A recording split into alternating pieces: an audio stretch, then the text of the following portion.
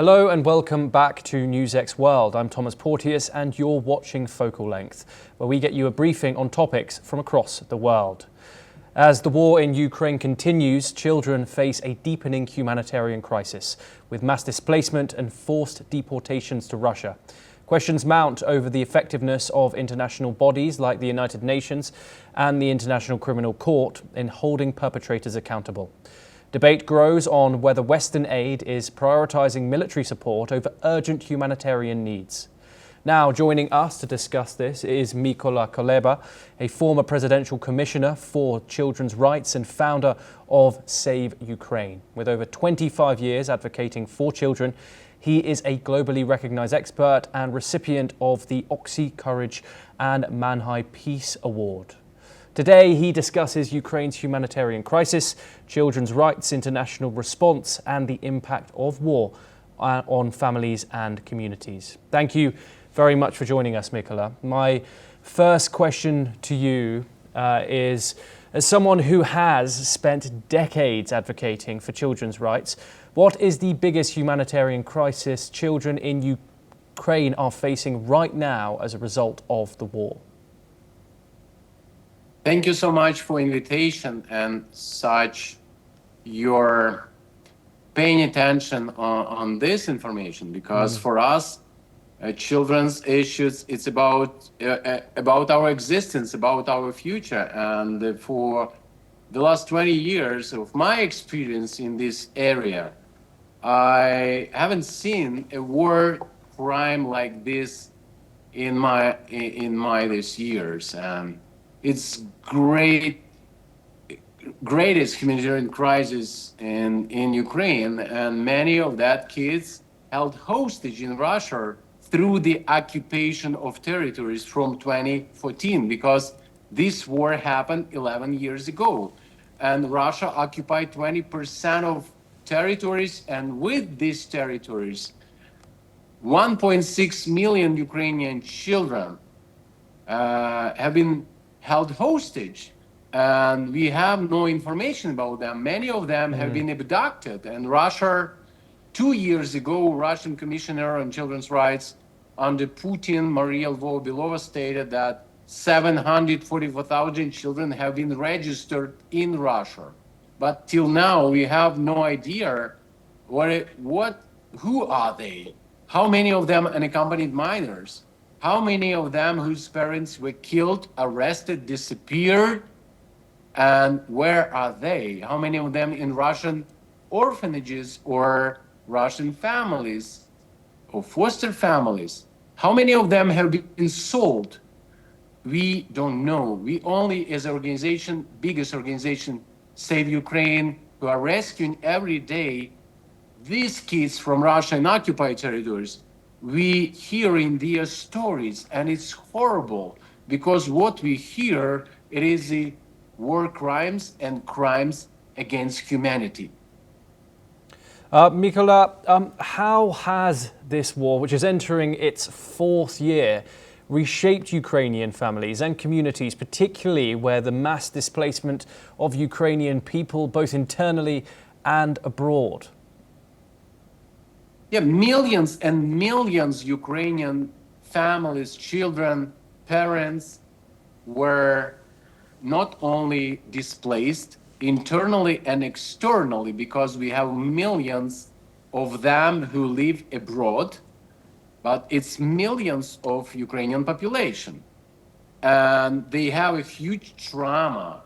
They are divided, child with the parents, with mother and father, grandmothers. This war separated them.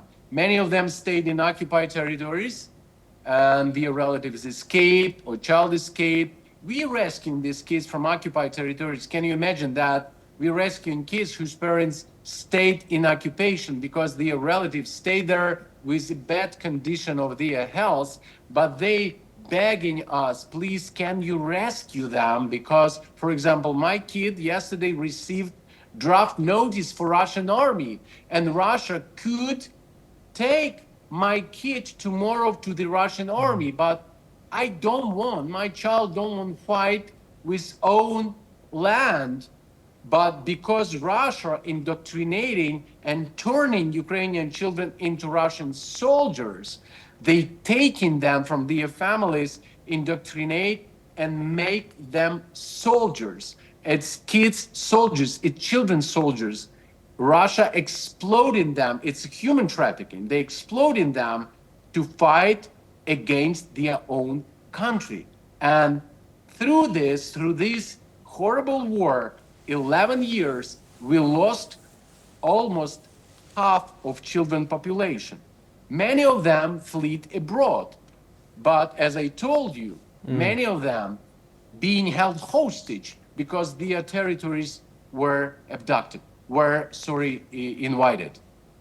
Mykola, would you mind expanding on that a little bit? And of course, obviously, we saw that big grand meeting between Donald Trump and Vladimir Putin, in which it has been said that Donald Trump handed Vladimir Putin a letter from Melania Trump urging the Russian president to address this instance of Russians kidnapping Ukrainian children. Do you think enough is being done by the international community to prevent the deportation of Ukrainian children into Russia?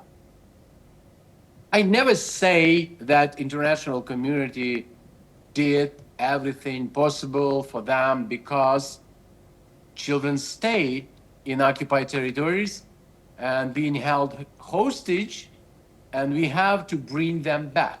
But what Melania Trump, wife of President Trump, did, it was very good sign from United States, from First Lady. It shows us that Melania Trump clearly understand what happened. She understand what Russia's doing with Ukrainian children.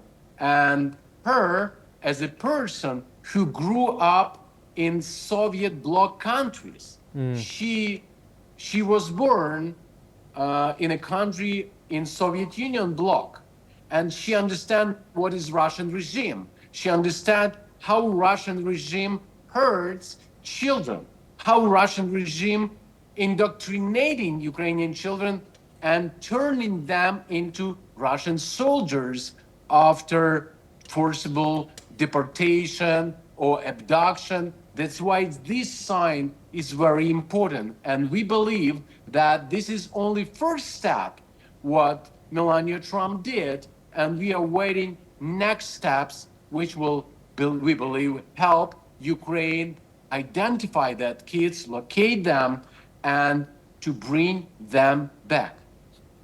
Yeah, and we've heard many accusations of war crimes related to the abduction of these children.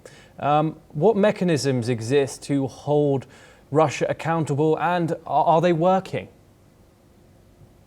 You know what is important, that International Criminal Court warrant order for Maria Lvova and Vladimir Putin accused them in kidnapping of children. It was a very good sign.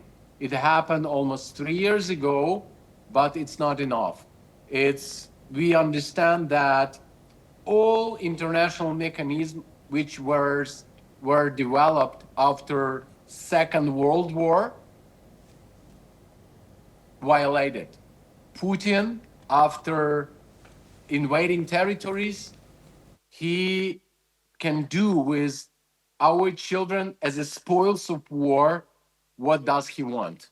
As I told you, he's turning them into Russian soldiers, he violating their rights, he indoctrinated them, he forcibly taking them to Russian territories all over the Russia. He's placing them to Russian families. And Putin himself signed a new legislation 3 years ago, maybe 3 years and a half ago, after full-scale invasion happened, and simplified procedures of adoption by Russian families of Ukrainian orphans, and simplified procedures of receiving Russian citizenship.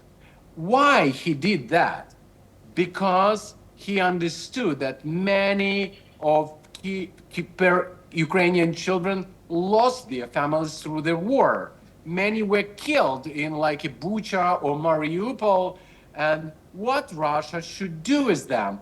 Oh, it's clear: to give them Russian citizenship and then to place them into Russian orphanages and Russian families. That's why he simplified these procedures. But what about international community? And what if this international legislation doesn't work? And it's true, we have to implement new legislation. And I want to tell you honestly that many journalists asking me about how many kids were abducted. And official number is 20,000. What Ukrainian government found, and it's just a little bit, because we cannot have access to their territories which were occupied. We cannot have access to that kids who stayed in Russian facilities. We have no any information we couldn't receive from Russia because Russia refused this about condition of Ukrainian children lives. And where are they? First of all, what international community should help is to receive appropriate information about all of that 1.6 million of Ukrainian children who being held as the hostages in occupation and forcibly transferred to Russia, about condition of their life. Where are they? How many of them unaccompanied minors? How many of them have been placed in Russian families? And we don't know. It's our obligation. It's obligation of all allies to help Ukraine to understand and to receive appropriate information from Russia. Yes, it's compelling stuff. Mykola, finally, looking ahead, this war drags on, and if it drags on for years, what will be the cost for Ukraine's next generation? What do you think? Can Ukraine win militarily but also lose socially? Oh, the cost will be enormous. A whole generation risks growing up in Russia, brainwashed to forget they are Ukrainian, and Russia instilled hatred towards Ukraine, and as I told you, turning them into Russian soldiers. That's why we have to prevent children's rights from being held hostage, from receiving trauma, because even in Ukraine, in control areas, we have everyday shelling. We have to protect our children from being killed after the Russian bombing of peaceful cities. That's why what we are doing as a Save Ukraine, as an organization, we are creating safe conditions for their rehabilitation and reintegration. We're building programs on the ground, and after we rescuing kids from Russia captivity, we helping them to overcome their trauma. And what I'm really afraid that it could be generational trauma for dozens of years, and for that children who've been abducted or who stays in Ukraine. And this is a plan of Russia. This is a real plan of Putin. Yes. To steal Ukrainian children, to destroy Ukraine as a country, as a nation, annihilate Ukrainian identity. And we asking all countries, all people who listening now, your program, you could help us rescue that kids from Russia captivity and rehabilitate, reintegrate them. You can easily find Save Ukraine in our social media, in our website, and help us to find and return and to heal their trauma. Mykola Kuleba, thank you very much for joining us. It's been a pleasure. And with that, it's a wrap on this episode of Focal Length. For more international news and updates, stay tuned on NewsX World.